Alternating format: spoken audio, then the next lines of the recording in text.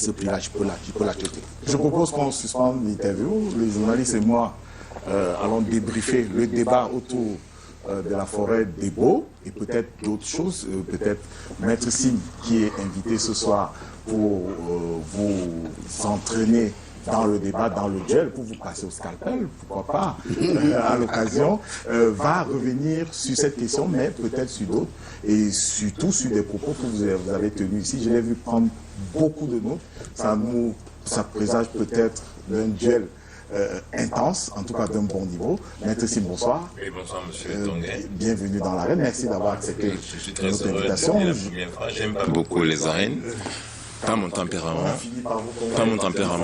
personnel, mais écoutez, c'est le jeu. Je pense que mon métier d'avocat, oui, là, c'est ma meilleure arène. Donc, j'espère que, voilà, j'espère que je serai fils d'Anel et de la localité. Oui. Vous êtes dans une autre vie, vice-président au MRC, oui. Mouvement pour la Renaissance. C'est bien cela.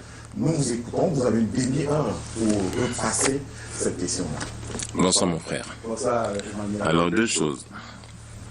Pour commencer, je vais dire, admirer mon frère Motte et ceux qui sont dans son bord politique par ce courage que je trouve extraordinaire de venir à la télévision le dimanche à midi ou le soir, à la radio et ailleurs, pour défendre ce que le président bien lui-même a estimé être un échec.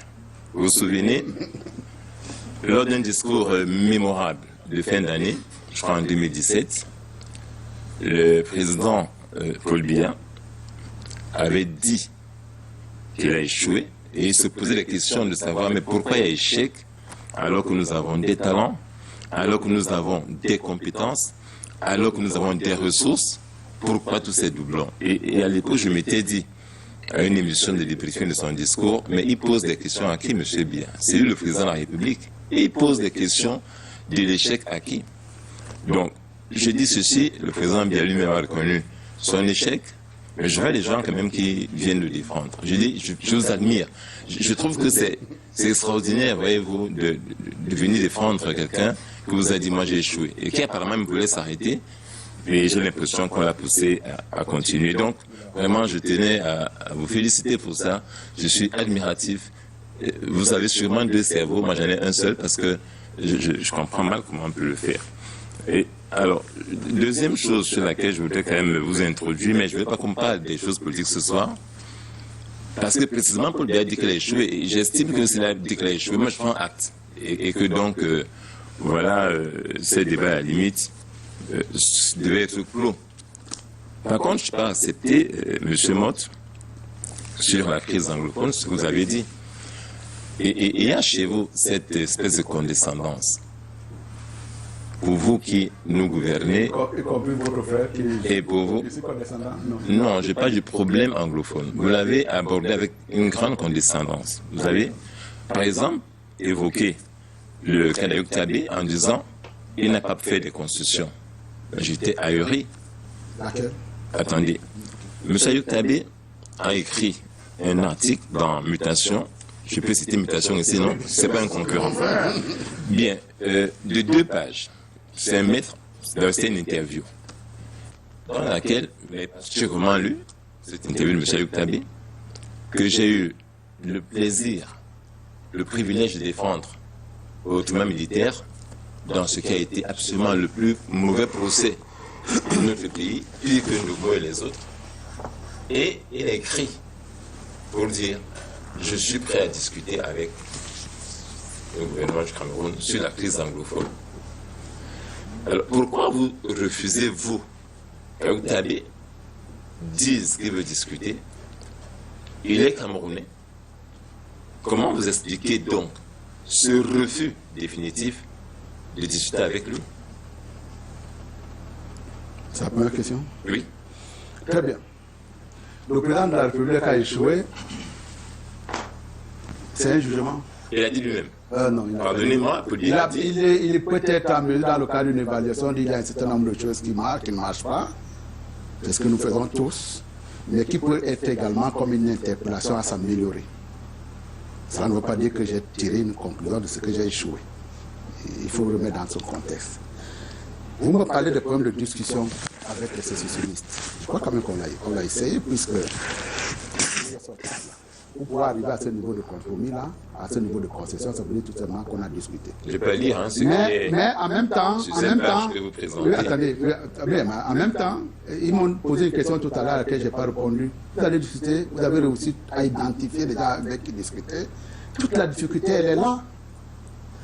En 1968, mai 1968 en France, dont se souviennent plein de générations aujourd'hui, le gouvernement français est pratiquement de bandade. Pour une raison simple. On sait effectivement qu'il y a une guerre dans la rue gronde, et on ne sait pas avec qui on discute. L'idée de trouver des corps intermédiaires qui sont représentatifs des gens qui, à un moment donné, se mettent en mouvement pour être à la limite contre des institutions, vient de là. Parce qu'à partir du moment où vous avez un leader avec qui peut vous entendre, vous lui donnez la mission d'aller convaincre ceux pour qu'on trouve un peu de la calme. Dans la crise anglophone, aujourd'hui, est-ce que vous êtes même sûr qu'en négociant avec Sissoko Ayub Tabé, les autres vont se taire? Je n'en crois pas un seul instant. Parce qu'ils ont posé le même problème.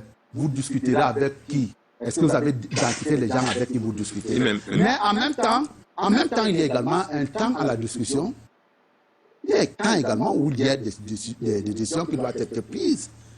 Sissoko Ayub Tabé, il se dit aujourd'hui qu'il est prêt à discuter. Très bien. Qu'il fasse des propositions, on verra dans quelle mesure on va les étudier. Mais qu'il fasse également des appels, c'est parce qu'il est représentatif des gens qui combattent, qui combattent les forces républicaines aujourd'hui. S'il a une emprise sur eux, qu'il commence par leur dire premièrement, je veux faire preuve de bon office, comme je suis votre représentant, de poser les armes.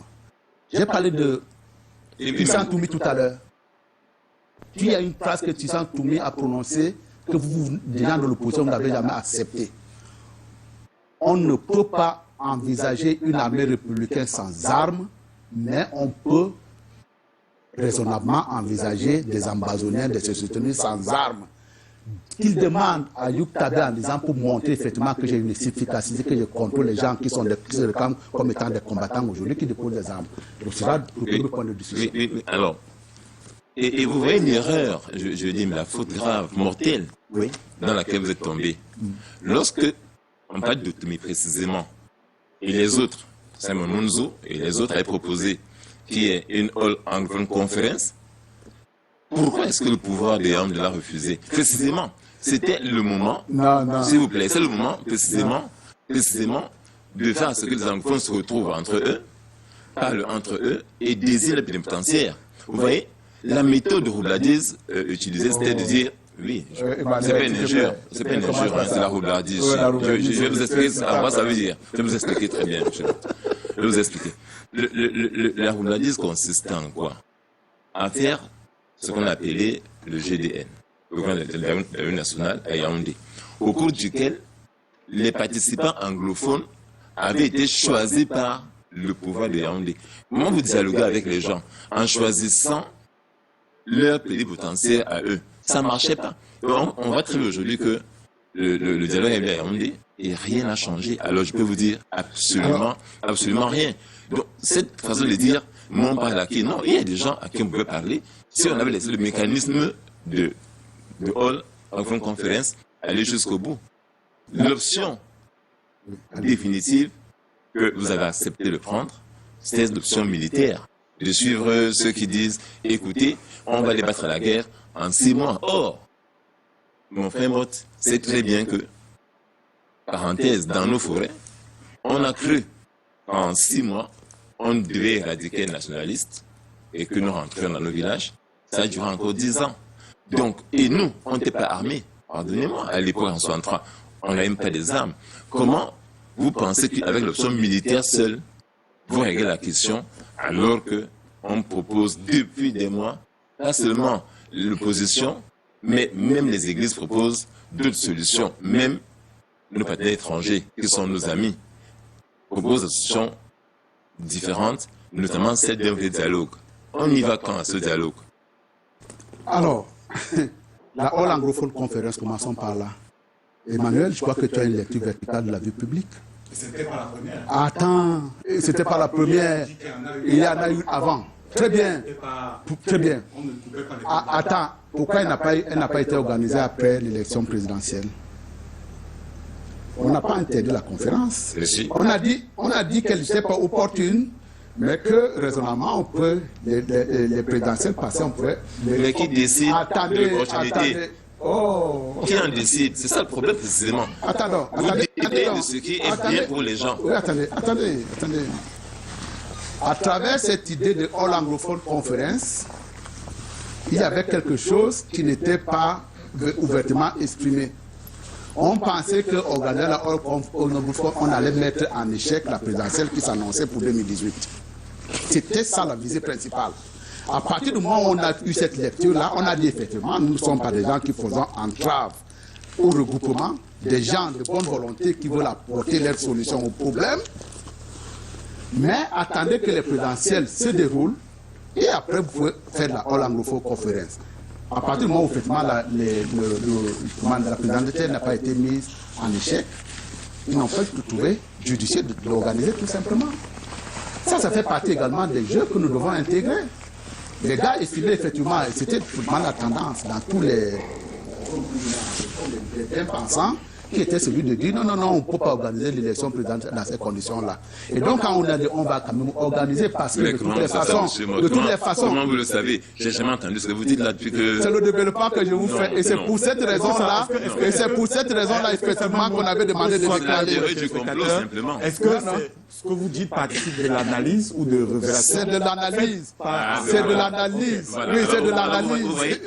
Mais c'est ça le drame qu'on vit. Les gens sont dans leur antichambre, analysent une situation et nous expliquent après que, oui, finalement, sûrement que ces gens... Mais les faits me donnent raison. Les faits me donnent raison. Est-ce que vous avez, après la présidentielle 98, Simon 2018 et Christian ont voulu organiser la All Écoutez, l'État du Cameroun avait tout mis en œuvre pour l'empêcher. Et je peux vous dire que même aujourd'hui, attendez, mais ils ont même commencé à se discuter entre eux au point où ils n'ont pas pu l'organiser. Bien. J'ai tenu à faire cette parenthèse sur la question. Non, n'est pas fini. Pour ce qui est de la solution militaire. Parce que moi, non, c'est pas le débat pour moi ce soir. Je parlerai de mon village que... C'est ça qu'il a évoqué. Oui, voilà, je suis venu surtout pour ça. Moi, j'en parle parce que je pense quand même que c'est notre pays qui est en danger et qu'il a été mis en danger gravement à ce genre de posture que vous avez eu, de considérer que vous êtes des seuls intelligents, aucune autre idée qu'on vous donne ne peut être prise en compte. Aucune. Ni celle de Fondi, ni celle de Kamto, ni celle de personne n'est prise en compte. Accordons-nous sur un certain nombre de principes. La République a une séquence. Nous n'avons pas encensé des actes déviants. Mais non, personne ne l'a fait. Attends, on est dans la déviance. Et on est dans la couverture de la déviance quand on regarde avec un œil charmeur des gens qui prennent des fusils au nord-est, au sud-ouest. Ce qu'on demande dans la séquence républicaine, effectivement, vous pouvez manifester. Votre mécontentement, attendez, vous pouvez manifester votre mécontentement. On ne peut pas. Dans un cadre défini par la loi. Mais à partir du moment où on vous a entendu, on ne vous a pas entendu, vous entendez le temps nécessaire que vous puissiez devenir majoritaire pour pouvoir fixer votre tempo. Vous avez regardé avec un œil indulgent tout ce qui s'est développé au nord-est, au sud-ouest, avec beaucoup de comment dirais-je, je ne sais pas quel est le terme que je peux utiliser, mais vous avez été très proche des thèses qui ont été défendues, regardez avec beaucoup de bienveillance. Les actes de bien qui sont développés au nord et au sud. Vous mesurez ça. Les propos qui sont tenus sont là. Je tombe tenu quand j'entends dire qu'on était bienveillant à l'égard. Oui. Qui n'a jamais demandé? Non, qui n'a jamais demandé? Et la preuve, c'est que vous continuez encore à dire, Emmanuel, il faut qu'on résolve la crise nord et sud. Oui, mais monsieur Mott, la question c'est laquelle? Écoutez, si nous réussissons, je dis non, je dis vous qui gouvernez, c'est pas extraordinaire. C'est pas impossible. Vous ramenez par la violence et la guerre un semblant de paix. Non, moi je tiens à vous le dire. Un semblant de paix au nord et au sud-ouest, ce sera la paix armée. Mais le cœur de nos frères anglophones ne changera jamais. Mon frère Mott, je connais des confrères enfants à Yaoundé. Quand ils ont vu les images, par exemple, s'il vous plaît, des images d'un jeune anglophone qui était absolument tabassé avec des machettes par des gens parlant français. Ça s'est passé en 2021. Vous pensez... Voilà ce que j'appelle un regard bienveillant. Non, c'est pas ça. C'est un fait. Est-ce qu'il y a eu cette torture à l'égard d'un type dont on ignorait même s'il est ambassadeur, on n'en savait rien. Non, je pense que je l'ai dit. Une passe d'armes entre Yves Calvet, vous le connaissez, un très grand débatteur, journaliste, et Edouard Balladur. Et Balladur termine des propos sur lors de la répression en disant la liberté, c'est pas le désordre non plus. Balladur, Premier ministre français. En ce dernier Premier ministre de Chine. La liberté, c'est pas le désordre non plus. À un moment donné, l'État se braque en disant que si la Chine s'installe dans la République, ça devient un danger. Mais ça ne marche pas. Aux autres, ça ne marche pas, monsieur Mott. Ça marchera. Ça ne marchera jamais. Ça marchera. C'est pour ça qu'on vous demande. Ça prendra du monde entier également de vous dire c'est vos enfants, parlez avec eux. Et le drame, ça a été que la négociation avait été interrompue. Mais monsieur Mott, j'ai défendu également, je vous l'apprends aujourd'hui peut-être, j'ai défendu, on a dit qu'il y avait des revendications corporatistes. J'ai défendu, il s'appelle mon ami à Bon Congo. Ah, d'accord. À Bon Congo, Niba Fontaine, j'ai défendu BBC pendant 4 heures, autrement militaire, 4 heures de plaidoirie pour BBC, Manchou. Ils n'ont pas pris les armes, ces gens-là. À Bon Congo était en négociation avec le ministre de la Justice. Il est vivant, M. Esso. Au nom du fameux consortium. Au nom du fameux consortium. Et à un moment donné, le gouvernement du Cameroun a arrêté les négociations. À 17h, a annoncé qu'on dissout le consortium. Et à 19h, a arrêté Kogo Abo en le présentant comme un terroriste. Il était en prison à Yaoundé. Pardonnez-moi, un homme avec qui vous discutiez à 17h, comment il est terroriste à 19h?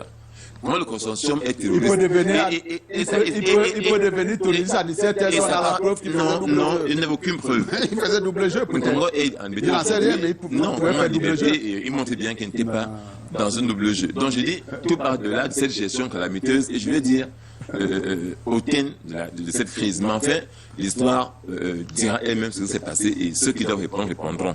Maintenant, rentrons en brousse. Rentrons en brousse, monsieur Mott. Oui. Chez nous. Chez nous, oui. Je viens d'entendre, j'ai le sentiment que vous avez quand même reculé.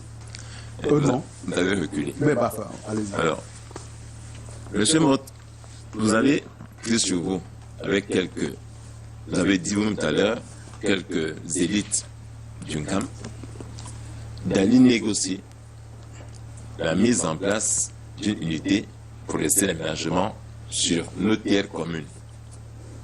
Ma première question est très simple. Mais qui vous a mandaté pour le faire? Bon, qui m'a mandaté pour le faire? Oui. Vous êtes chez le ministre. Vous êtes chez le ministre des Forêts avec certains dont je ne sais pas les noms pour des raisons évidentes. Qui vous a mandaté pour le faire? La République m'a mandaté pour le faire. Parce que lorsque vous regardez effectivement les histoires de classement des forêts communautaires, communales, et UFA, on vous dit les revendications passeront par des gens parmi lesquels le député de la nation. Donc je suis tout à fait légitime à pouvoir le faire. C'est écrit où? Écoutez, reprenez la loi. Reprenez la loi. Reprenez la loi sur les classements. Le décret pour l'UFA, c'est février 2020. Oui, je suis pas attendez. Allez, vous allez très vite. Vous n'êtes pas déjà député. Attendez, Rodrigue Tongue. Jusque-là, je ne suis pas intervenu. Oui. Et je peux vous dire, mais je ne rentrerai pas là également dans le détail parce que c'est un processus assez sensible.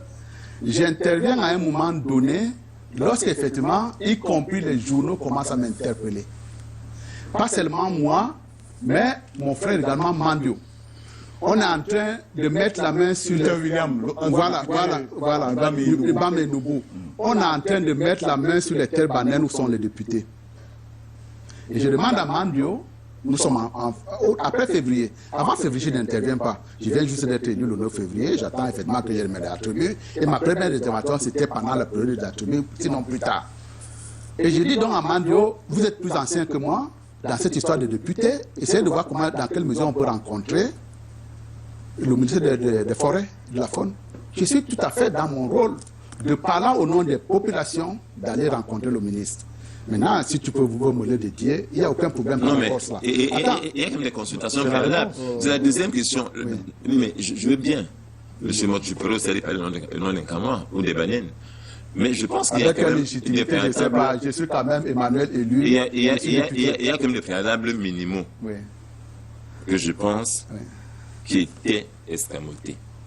Vous avez maintenant dit que les chefs supérieurs étaient avec vous. Non. Il y a une précision que je dois apporter. Combien de chefs? Non, je vais vous dire. Moi, j'ai été chez Attendez, Emmanuel, il y a une précision que je dois apporter. Au moment où j'interviens en sapeur-pompier. Parce qu'il y a eu des consultations à Yingui. Il y a eu des consultations à Yabassi. Et malgré ces consultations-là, l'État dit je vais classer. Sur la base, pas malgré, sur la base des consultations qui ont été effectuées. Non. Si. Non, oh, attends. Mott, il n'y a pas de consultation à Yingui. Il y a eu des consultations à Yingui, il y a eu des consultations à Yabassi, sur la base de ces consultations. Attends, Emmanuel. Attends-moi terminer. Non. Et on n'a pas été consulté. Les gens le disent encore jusqu'à ce jour. Même dans votre village, on n'a consulté personne. Dites-moi, qui de votre village a été consulté? Dans ta maison, on a consulté qui? Mais Emmanuel, restituons les choses. On veut classer une forêt, on fait un communiqué. D'accord?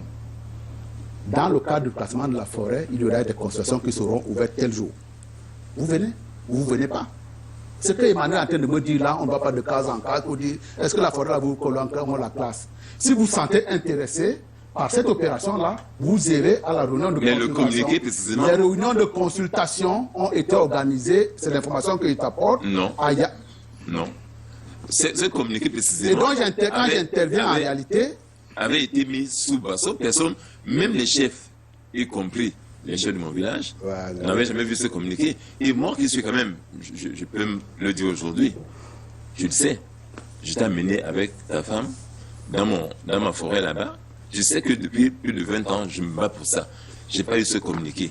Vous l'avez caché. Vous l'avez caché à dessein, sûrement. Vous qui? Mais vous qui étiez les produits. Je vous propose d'aller au fond de la question. Oui, parce que nous avons que 10 ans. Bon, maintenant, il parle de l'UFA comme étant une solution pour développer le village. Monsieur Mott pose une question très simple. Combien d'UFA il y a au Cameroun? Vous savez? Je ne suis pas là pour les compter, mais au moins une centaine. Et il y en a 105, exactement. Ouais, 105. Donnez-moi une seule UFA. Je dis bien une seule, qui a été mise en place et qui a développé l'arrondissement ou le village. Je dis bien une seule. Puis il y en a 105. C'est pas compliqué, donne-moi une seule. Mais tu prends de grands risques, Mais de très non. gros risques. Non, attendez. C'est ça souvent le problème. Emmanuel, c'est mon frère. Nous sommes dans le cadre d'un duel. Je ne sais pas si je dois retenir mes coups. Mais je suis un enfant du village. Emmanuel, effectivement, je suis content qu'il se rapproche de moi. Emmanuel est né très loin des sentiers du village. Emmanuel a une perception du village qui n'est pas la mienne.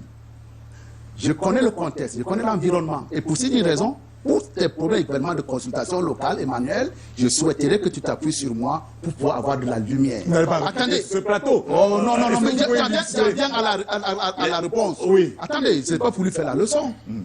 La plupart des artères que tu fréquentes à Yingui ont été aménagées dans le cadre des sociétés de foresterie. Très bien. Lorsque je connaissais le camp profond, lorsque j'ai commencé à... Attends, Emmanuel, ne commencez pas à secouer la tête. Lorsque j'ai commencé à faire mes premières campagnes, je vais aller en Kondjok. Je dis, pour aller en Kondjok, je passe par où?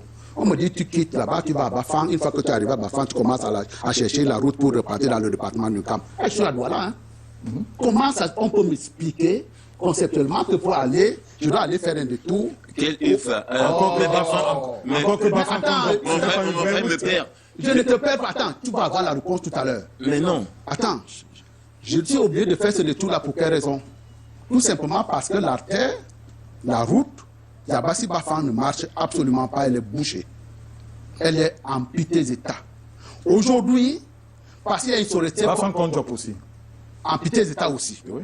Et c'est pour cette raison-là que, aujourd'hui, lorsqu'on veut aller en Kondjok, quittant Yabassi, on n'a même pas hésité. Pour quelle raison?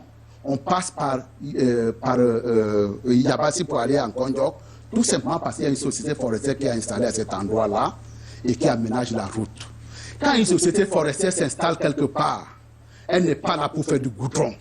Mais c'est nous, population, qui devons capitaliser, nous projeter en disant, demain ou après-demain, cette société ne sera pas là, il faudra qu'on envisage notre vie autrement.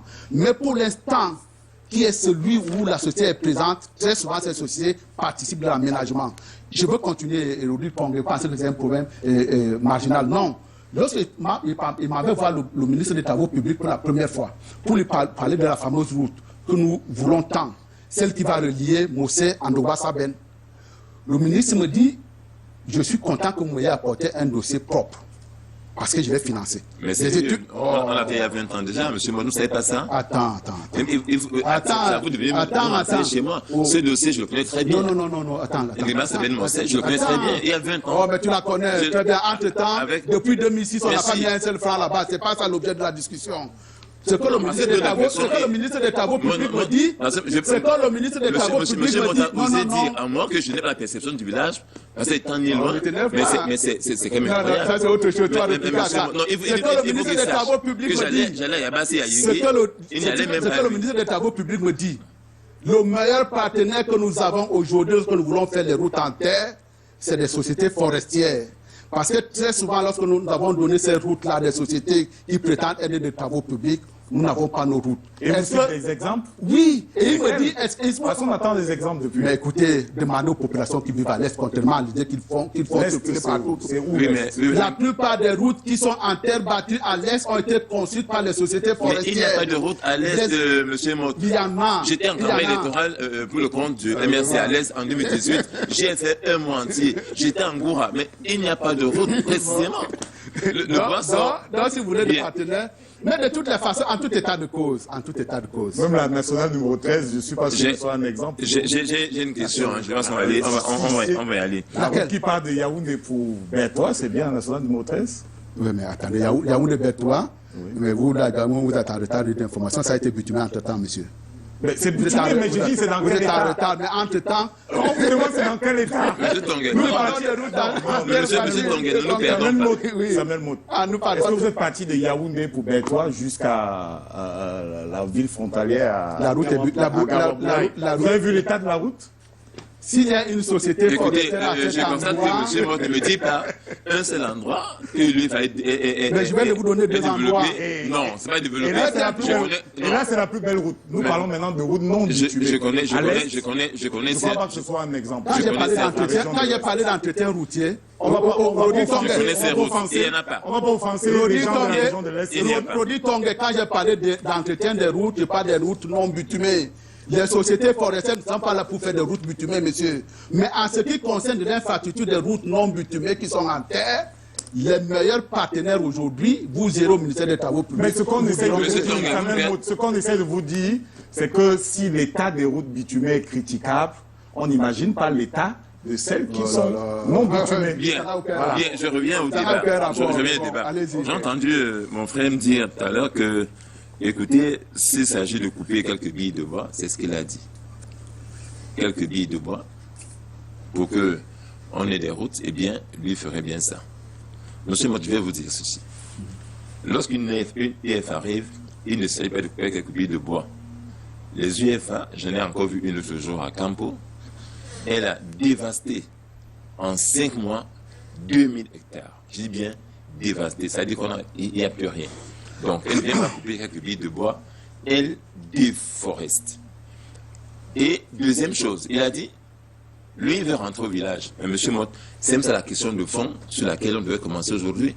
Comment vous voulez rentrer au village alors que vous demandez à l'État de classer nos terres dans son même privé? Okay, et là, peut-être qu'il faudrait que je vous fasse une savante chose que vous ignorez, parce que j'étais quand même assez étonné que vous-même et vous quelques amis, parce que vous étiez vraiment une minorité comme ça, les Emmanuel étaient tous contre vous. Ne dites pas ça, ne répétez pas ça. Donc, vous étiez combien, Emmanuel? Non, tous les chefs. Ne dites pas ça. De quel chef? De quel chef? Lieutenant? Non, les chefs. Écoutez, dans le cas les chefs étaient tous contre vous, et nous aussi. Donc, il se passe... Lesquels? Non, s'il vous plaît. Et se passe donc, précisément, peut-être que les gens qui vous suivaient ne savaient pas. Lorsque l'État privatise des terres, cela veut dire que vous n'avez plus de droit quelconque sur ces terres. Aucun droit. Ça devient un bien privé de l'État. Qui peut, selon la loi de 114, l'État peut les vendre, l'État peut les concéder. Apparemment, vous avez un ami qui est dans la Constitution, j'en sais rien, j'entends aussi des choses. Mon ami Un certain Abubakar Al-Fati. C'est mon ami. Oui. Donc je disais que non seulement on enlève tout le bois, mais en plus, vous n'avez plus aucun droit. Le décret décrié qui a été retiré, vous l'avez lu ce décret? L'article 3 disait quoi? Il disait que les populations riveraines, dont nous, les Banènes, originaires de Ndibiaka de Nidanga, on nous appelait déjà riverains dans notre village. On n'avait quel droit? On avait seulement le droit de cueillir. Le riverain, au sens de la loi, peut être également à l'intérieur de la forêt. S'il vous plaît. À l'intérieur du massif. À l'intérieur de l'UEFA. Vous savez les droits qu'on nous laissait. Le riverain ne peut pas être périphérique dans ce cadre-là. Non, ça devient un domaine de l'État privé, donc vous n'avez plus aucun droit dessus. Et la seule chose, non, que les gens sachent quand même. Oui, vas-y. Que les gens sachent. Il faut savoir que tu peux t'arrêter là, je réponds à ce moment. Les seuls droits que nous avions, précisément, selon ce décret, c'était de cueillir le récoc, c'était de cueillir le arbre médicinal, c'était de couper du bois de chauffage. Point. C'est-à-dire qu'on perdait tous nos droits. Comment est-ce qu'on peut être pour le retour sur les terres et en même temps dire qu'on les classe comme UEFA? Surtout que nous, c'est toutes nos terres qui étaient, précisément. Bon, très bien. Rodi Tongue. Oui. Vous contestez le fait que les sociétés forestières qui travaillent dans le cadre de l'UEFA fassent des routes. Je n'ai pas eu un seul Attendez. Je n'ai pas un seul exemple depuis... Je vous ai parlé de la route aujourd'hui de Yabassi, pour ne pas aller loin. Yabassi Nkondok. Elle est entretenue. Écoutez-moi bien. Ça a développé le village. Ça a développé. Deuxième. Est-ce que... C'est toi qui vas développer le village, c'est pas la société forestière qui va développer le village. Ça existait depuis longtemps. Elle existait, c'est pas elle qui l'a créée. C'est une vieille route. Tu vois une seconde route? C'est une vieille route, elle existait, c'est pas eux qui l'ont créée. Attends, tu vois une autre route? Elle m'a créé une route. Tu vois une autre route? Nous avons 3 minutes. Non, mais écoutez, vous n'allez pas galvauder un débat aussi important comme ça. Attendez, Rodi Tongue, parce que, écoutez. Pour aller à Yingé aujourd'hui, qui est le chef-lieu de son arrondissement, nous avons un axe que nous empruntons, qui est celui de Dobanguengue, créé par une société qu'on appelle CFGG à l'époque, dans les années 70, qui s'appelle Compagnie forestière du Golfe de Guinée. La plupart des routes que nous voulons dans notre arrondissement ont été bâties par les sociétés forestières. Attendez très bien. Dans le cadre de la discussion sur l'UEFA, nous avons, et quand je vais encore revenir là, je suis sur le dossier depuis 2006. Nous avons dit aux ONG, vous nous faites des routes, ils ont dit nada. L'avantage que nous avons avec une UEFA, c'est que ce monsieur ne va pas porter ses billes de bois avec l'hélicoptère. Au minimum, même tout en nous détestant, on aura une infrastructure routière qui nous permettra, dans un premier temps, de rentrer chez nous. L'UEFA ne sera pas là pour développer ton village. C'est toi, une fois rentré, qui va savoir qu'est-ce que je fais dans ce cadre. Je ne rentre pas. Attendez, je ne rentre pas. Ils sont restés à la périphérie du dossier. Dans le cadre des négociations que nous avons... Mais à cette question... C'est pour ça qu'il dit qu'il est à la périphérie. Ça rentre dans le domaine de l'État. Comment vous rentrez au sujet? Attendez, non. Dans le cadre des négociations que nous engageons avec les pouvoirs publics, il nous dit ceci. Écoutez-moi bien, Rodi Tongue. Nous avons la carte des années 60 avec nous. Nous voyons qu'il y avait un maillage de village. Ce maillage de village-là, de vous avoir, honorable mort, de vous à moi, nous savons que ces villages-là n'existent plus. Dans le cadre du plan d'aménagement, nous allons tenir compte des villages et nous allons les viabiliser. En plus de cela, vous allez avoir la route.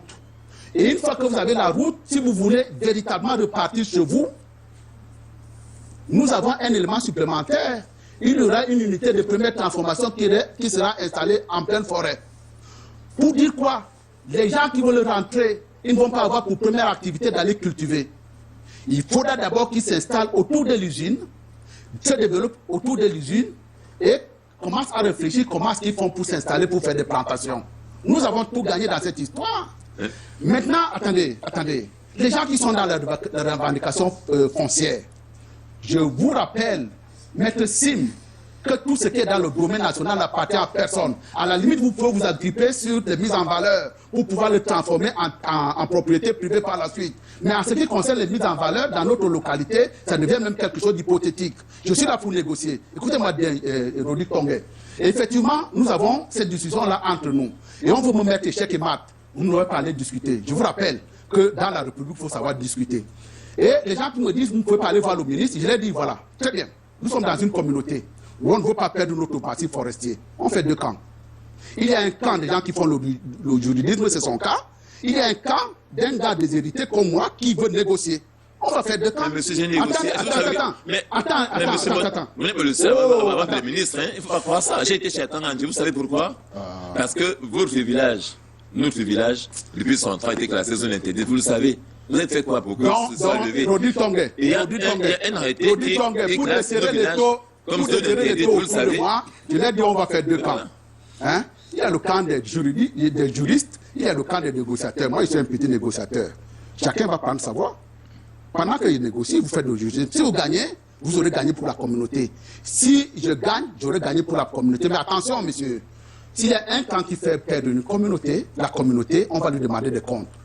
Emmanuel, je ne suis pas très loin de vous demander des comptes. Parce que depuis que l'opération est arrêtée, où est-ce qu'on en est? Mais monsieur, nous sommes restés avec cette peur de Damoclès sur notre tête, qui fait que demain ou après-demain, on va vous dire que non, cette histoire-là, c'est devenu une zone protégée. On a tout perdu à ce moment-là. Non. L'alternative, c'est quoi? Je la donne. Attendez, l'alternative, c'est quoi? Je la donne. Monsieur Mott. Il va vous parler de forêt communautaire? Non, écoutez, monsieur Mott. Il est là. On va monsieur Mott, je vous la donne. C'est ça qu'il soit dit. Monsieur Mott, je vous la donne. La première chose qu'on doit faire, c'est le marché carbone. Vous savez ce que c'est? Marché carbone. Il ne sait pas ce que c'est. Non, je ne sais pas ce que c'est. Il pensait que je vais dire une chose. Marché carbone. C'est le numéro 1. Ça dit quoi? Oui. On explique peut-être aux autres. On a seulement une minute. Vous allez faire marché carbone avec les ONG qui disent que vous partez par avec l'État. Depuis 2006? Avec l'État. Avec l'État, bien avant. L'État va négocier. L'État va négocier la taxe carbone pour que nous. Mais monsieur Mott, on va voir 2 milliards. Monsieur Mott, on va voir la forêt des Bords à 200 000 hectares. C'est un vrai vivier d'énergie. Je vous dis ceci. Nous avons, dans cette forêt des Bords, j'ai des chiffres ici, nous avons 65 450 tonnes de CO2. Donc, si nous, on a le massif des Bords en l'état, on va avoir 2 milliards de francs chaque année. Et ça pour toujours, 2 milliards. Or, si l'UFA vient, l'UFA fait quoi? L'UFA arrive, coupe les forêts, coupe le bois. Et quand coupe le bois, la conséquence, c'est quoi? C'est que, évidemment, les animaux qui sont en brousse n'auront pas pu habiter. Les singes blancs qu'on a que dans cette zone vont disparaître et tout le reste, vous comprenez? Je pense que si on avait eu précisément des discussions préalables avant que vous n'alliez voir le ministre en catimini, on vous a expliqué ces choses. Parce que l'UFA ne sert à rien. Elle n'a développé aucun endroit. On parle d'une route qu'on a rafistolée. Non. Et ce que nous demandons en fait aujourd'hui, deuxième chose, M. Mott, nous n'avons pas allé négocier avec l'État pour dire, mais pourquoi on ait des routes, couper le bois, pourquoi c'est nous qui devons faire ça? L'État du Cameroun en 1963 nous a mis hors de nos terres. Et il nous a promis de nous y ramener. Parce que moi, mon père... 60 ans après, on est toujours là. Mais l'État doit le faire. Et le combat, c'est que nous allons, vous et moi, députés, nous tous, dire à l'État, mais tenez parole. Vous avez enlevé les gens de chez eux. Monsieur Tongue, les Baniens sont des apatrides. C'est un privilégié de rentrer chez lui. Mais on n'a pas de village. Les Baniens sont partout au Cameroun, sauf chez eux. Nous sommes à peu près à Yingui. Et il y a 2000 électeurs à Yingui. Non, 2000, pas plus. C'est 2000, pas plus. Donc, vous voyez, les Baniens sont pleins dans le monde. Le combat, c'est quoi? C'est de dire à l'État, vous nous ramenez chez nous, parce que c'est une promesse qui a été faite. Vous tenez parole. C'est le vrai combat, M. Mott. Mais j'entends dire, oui, quand même, demandons qu'on nous coupe quelques billes de bois et puis on rentre chez nous. Je dis non. C'est un droit que nous avons. C'est un droit inaliénable que nous avons d'être ramenés chez nous par l'État du Cameroun. Et moi, c'est mon combat. C'est pas de faire l'UFA avec des hommes d'affaires qui vont venir acheter les biens. Nous fait de grands signes. Non, vous allez faire un dernier commentaire sur la question. Je vous promets qu'on pourra faire une autre émission entière sur la question de la forêt des Bords. Attention. Je suis sûr qu'on évacuera par la question. Oui, on évacuera. Voilà, donc vous faites un dernier commentaire sur la question. Au moment où nous parlons, il sort avec cette théorie fumeuse-là de taxe carbone, qui est connue de tout le monde. Il me dit effectivement, qu'est-ce que vous en savez? Je n'en sais absolument rien. Je ne suis qu'un petit ignorant, mais ce n'est pas bien grave. Mais Non, je dis au ça. sortir, écoutez-moi Ne très parle bien, pas comme ça, au sortir, en fait, ne pas ça comme ça. mais c'est pas Vous grave. avez dit que vous savez ce que je veux dire, et c'est pas ce que j'ai dit, c'était ça, on le parle sens beaucoup de... de temps, capitalisons le peu qui il nous m'arrête reste. de parler. Oui. Au moment où nous sortons de cette crise-là, effectivement, le cas a été suspendu. Ce qui est sur leur table, c'est qu'ils vont faire des forêts communautaires. Et effectivement, c'est parce qu'il n'a pas voulu que j'éclate de rire ici, là, qu'il a sorti cette solution fumeuse-là. Même tient pas non plus, pour une raison simple. Si vous le faites en harmonie avec les ONG. Les ONG sont catégoriques là-dessus, avec le classement de cette unité-là en zone qui peut sécréter par la suite la taxe carbone. Il n'y a pas de retour chez soi. C'est clair, c'est net, c'est précis. Mais au moins, c'est les Et donc, communautés. Lesquelles? Non, la taxe carbone n'appartient pas. Les forêts communautaires, au moins, c'est les communautés. Ah non, alors, en matière de décadence, en matière de développement, la solution la plus décadente dans cette histoire-là, c'est la forêt communautaire. C'est la forêt communale également. Parce que c'est moi qui vis au village, il ne faut pas que je le dise. Toutes les forêts communautaires ont tendance à être privatisées par les présidents de GIC. Et donc, il en est de même des forêts communales. L'autre chose également, il n'y a pas une forêt communautaire quelque part qui a fait un sentier par lequel peut passer un vélo. Il faut arrêter avec cette histoire. Emmanuel, ce n'est pas ici sur le plateau de télévision que je vais prendre, tenir ces propos-là vis-à-vis de vous, mais nous serons en mesure, d'ici quelques années, nous avons encore de la patience à vous demander des comptes.